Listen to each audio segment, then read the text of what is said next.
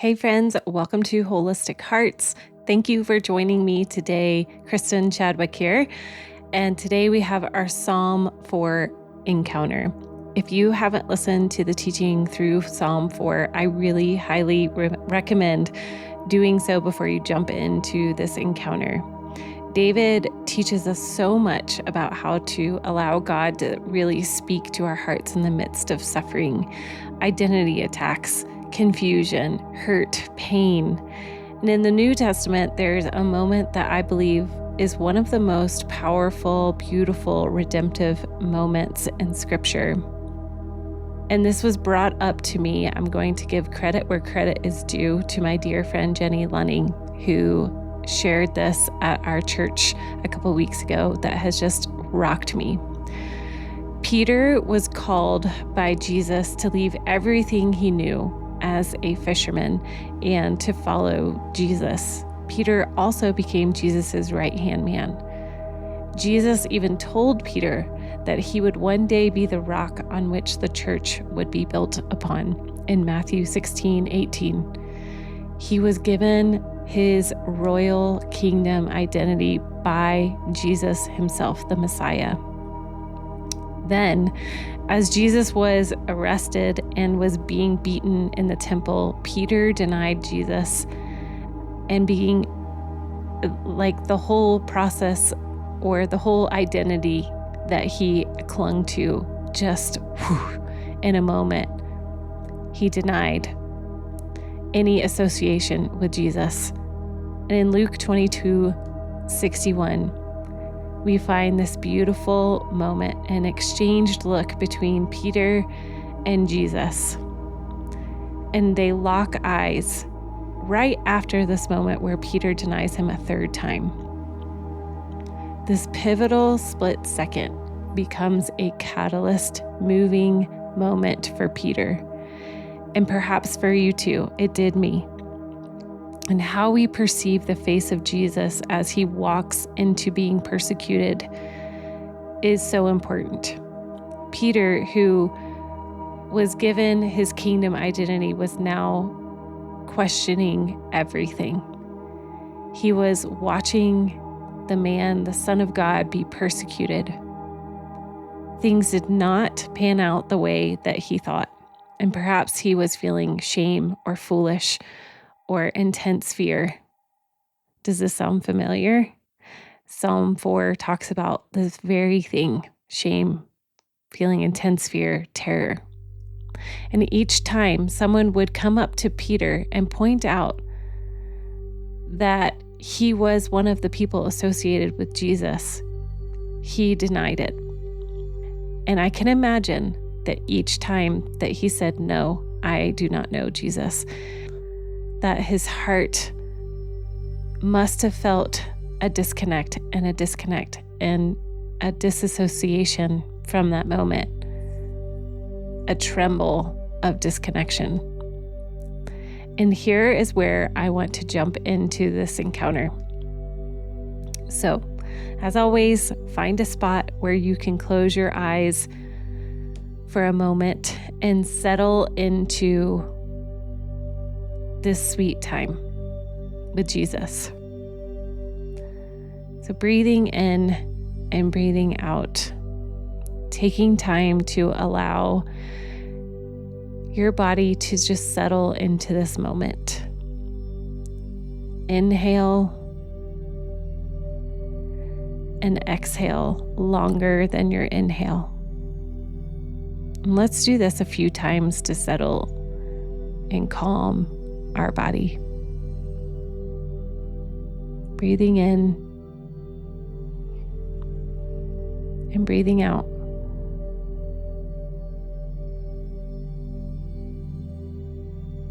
Again, breathing in and breathing out. And one more time, breathing in and breathing out. Keeping your eyes closed, immerse yourself into this very moment in time. Imagine the crowd watching in anger and ridicule about. Perhaps it's loud and chaotic. Breathe in and breathe out.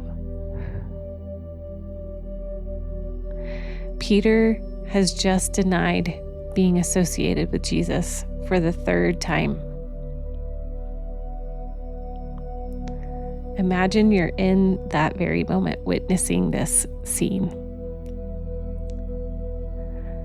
No sooner than Peter stops speaking, you see Jesus turn towards.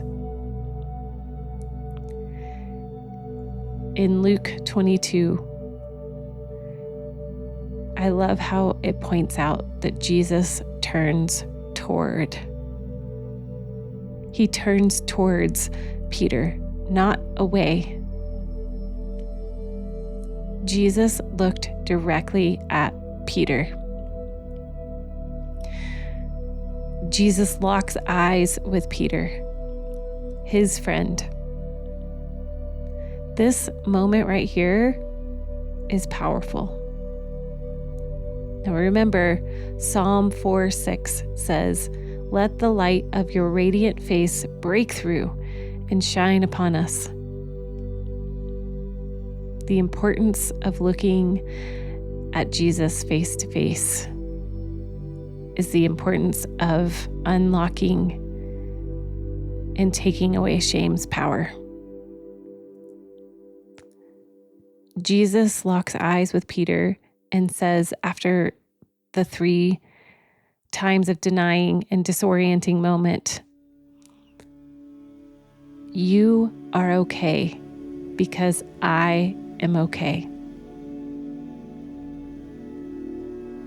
It may have looked like everything was going wrong in Peter's external circumstances and internal conversation in his head.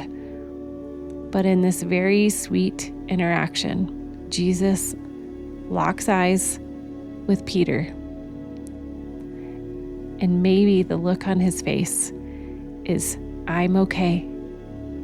You are okay."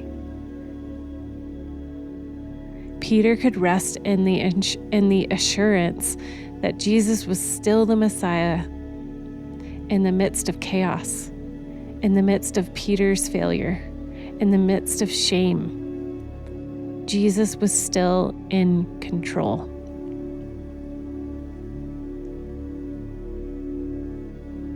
Imagine in your heart, spirit, and mind, just as Peter experienced, Jesus turning towards you, locking eyes with you, and saying to your anxious, confused, overwhelmed by external and internal experiences, "You are okay because I am okay." Keeping your eyes closed, take your right hand, place it over your heart, and imagine Jesus' beautiful, confident, peaceful, victorious, majestic, kingship, eyeballs, joy-filled presence. His eyes looking into yours. And repeat this declaration that perhaps Jesus is speaking to your heart, out loud or softly in your heart.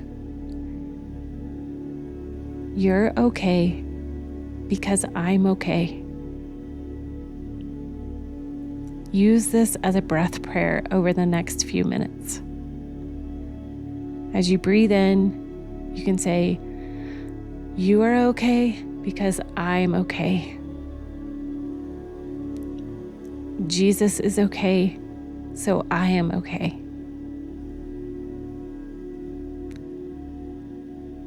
I'm okay because you're okay. Breathing in and breathing out with this sweet declaration.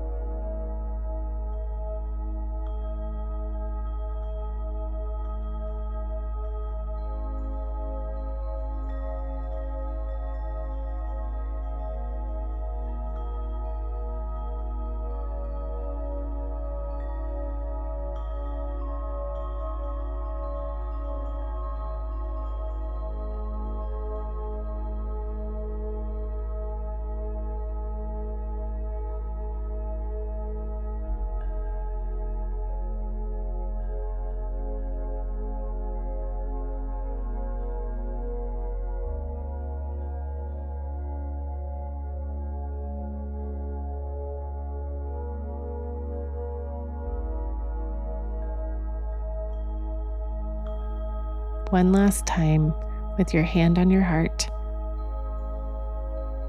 breathing in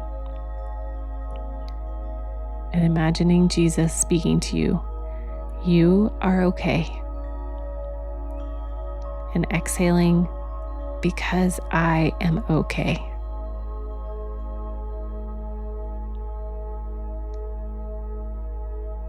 As you open your eyes, friend, I encourage you to take out your journal and write down what came up for you today. I have a few questions that can help you process through this beautiful Psalm 4:6 and Luke 22:61.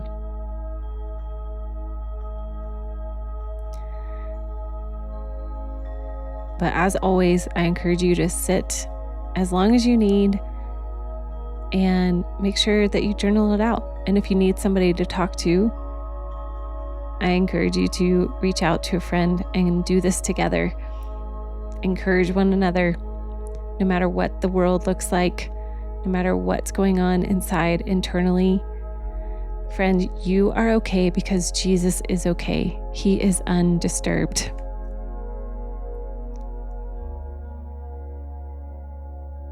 And sometimes, instead of an answer to a prayer that is tangible and a very obvious answer, what we need most is His presence, and to lock eyes, turn towards Him and see Him always being turned towards us in His presence, and to tell us He's okay, so we are okay. All right, friends, see you next week.